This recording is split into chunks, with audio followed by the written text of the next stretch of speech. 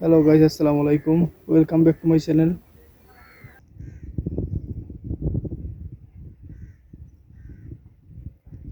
এগুলো কি শাক তোলেন?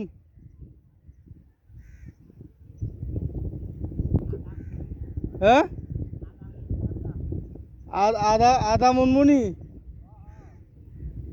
আদা মুনমুনি নাকি আদা ধুনতুনি?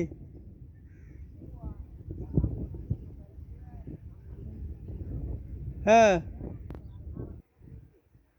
আচ্ছা, আদা মাঙ্গুনি কোন আপনার? আদা মাঙ্গুনি। হ্যাঁ,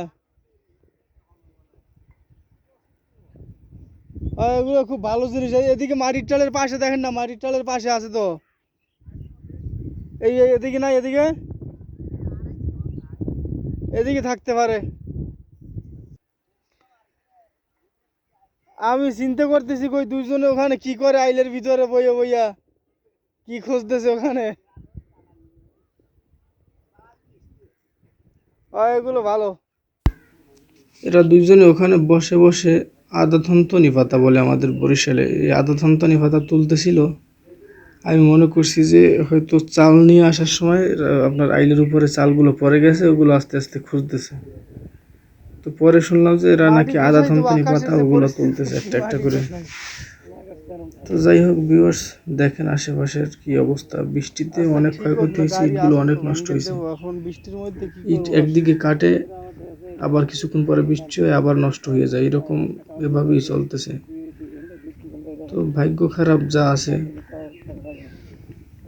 কিছুক্ষণ রৌদ্র থাকে, আবার কিছুক্ষণ বৃষ্টি, এইরকম। তো অনেক ইট নষ্ট হইতেছে বৃষ্টির কারণে। এই পলিথিন দিয়ে জাফানো আছে, এখানে নিচের যেগুলো ইট আছে এগুলো অনেক ইট নষ্ট হয়ে গেছে।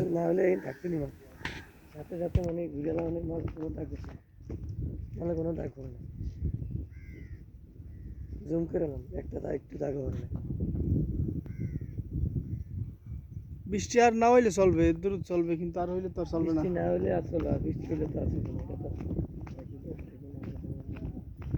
তো ভিউয়ার্স, সবাই ভালো থাকবেন, আবার দেখা হবে নতুন কোনো ভিডিওতে। আজকের ভিডিওটা এখানে শেষ করতেছি। সবাই দোয়া করবেন, ভিডিওটা ভালো লাগলে একটা লাইক দেবেন, কমেন্ট করবেন। আসসালামু আলাইকুম।